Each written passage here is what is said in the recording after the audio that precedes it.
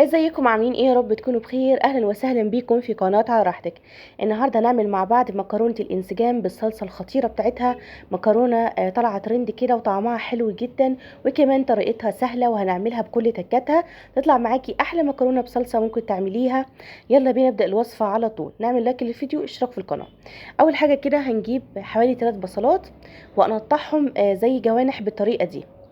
التقطيعه بتاعتها تقطيعه جوانح بتكون رفيعه، زي بالظبط هنعمل البصل بتاع الكشري اللي بنحطه على الوش بتاع الكشري بالظبط. بعد ما بنقطعها جوانح بنفككها كده من بعض بحيث تبقى كل واحده لوحدها. وبعد كده زي ما برضو ما بنعمل في الكشري، بعد ما نفككهم كلهم زي ما قلنا مع بعض، هنبدأ نجيب حوالي كده 3 معالق من الدقيق، وهنبدأ ان احنا نرشهم كده على البصل بالطريقة دي، وهنقلبهم كويس جدا. هنغلف البصل بالدقيق، وبعد كده خلاص كده غلفناه كله بالدقيق. هنيجي كده على النار وهنجيب الصينية اللي هنعمل فيها الصلصة، وهنحط حوالي كده ربع كوباية من الزيت، يعني كمية مناسبة للبصل عشان نحمره فيه. وبعد كده هننزل مع بعض بالبصل كله كده، وهنبدأ نحمره كده في الزيت. وطبعا احنا رشين على البصل 3 معالق من الدقيق كده عشان خاطر يطلع معانا مقرمش، ما يبقاش طري معانا. زي بالظبط زي ما قلتلك بنعمل كشري المصري بتكاته كلها، هتدينا الصلصة طعمها حلو جدا. بعد ما خلاص كده البصل بدأ ان هو ياخد لون معايا دهبي زي ما انت شايفة كده، وطبعا بالتقليب المستمر على طول، خلاص هبدأ اني اخرجه واصفيه على مناديل. اللون كده خلاص بقى لون دهبي معايا وحلو جدا، هطلعه كده واصفيه زي ما انت شايفة على مناديل.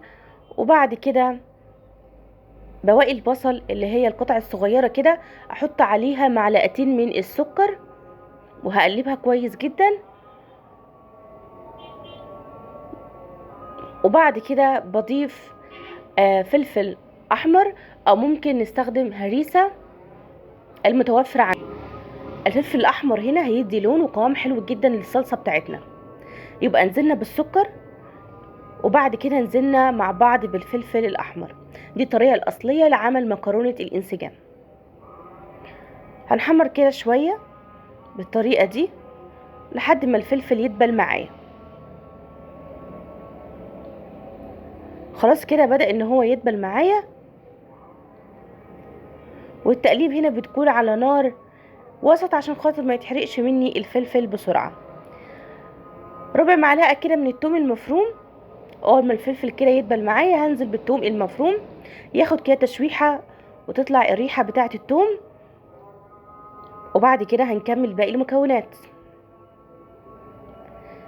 خلاص كده الثوم اتحمر معايا، معلقة من الخل وهنقلب.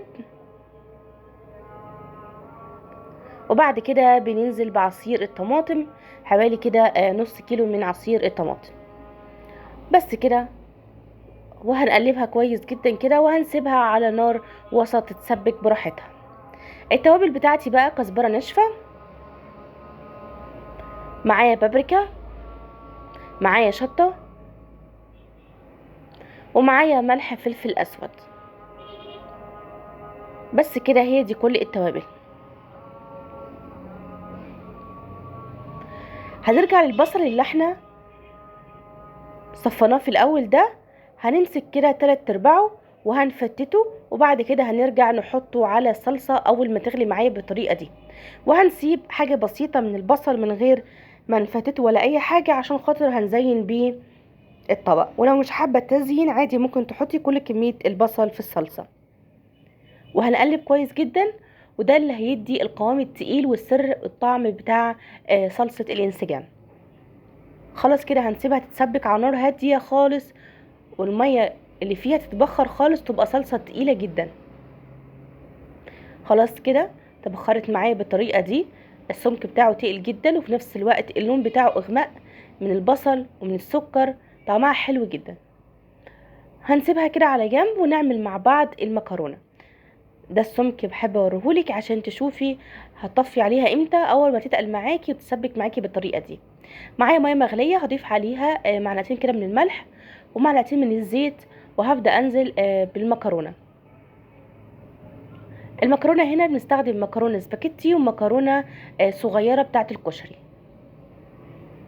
وطبعا الكميه اللي انت عايزاها. انا اخدت ربع كيس من ده وربع كيس من ده، يعني مقدار المكرونه كلها كان نص كيلو. وهنقلب كويس جدا لحد ما تستوي معايا. التسويه بتاعتي هنا بتكون تسويه كامله، لاني مش هحط المكرونه في الصلصه واقلب فيهم بعد ما تستوي. احنا بس هنحط المكرونه على الوش من فوق اما نيجي نقدمها، مش زي المكرونه بالصلصه اللي كنا بنعملها. اول ما تستوي معايا سوا كامل بحطها كده تحت الميه عشان تبرد وما تكملش سوا تتعجن مني. بس كده بحط طبقه من المكرونه وفوقيها كميه الصلصه اللي انت عايزاها. طعم الصلصه دي حلو جدا، ومكرونه سهله وسريعه وفي نفس الوقت طعمها حلو جديده. اعملي لايك للفيديو واشتراك في القناه لو كنتي اول مره تشوفي القناه بتاعتي. سلام.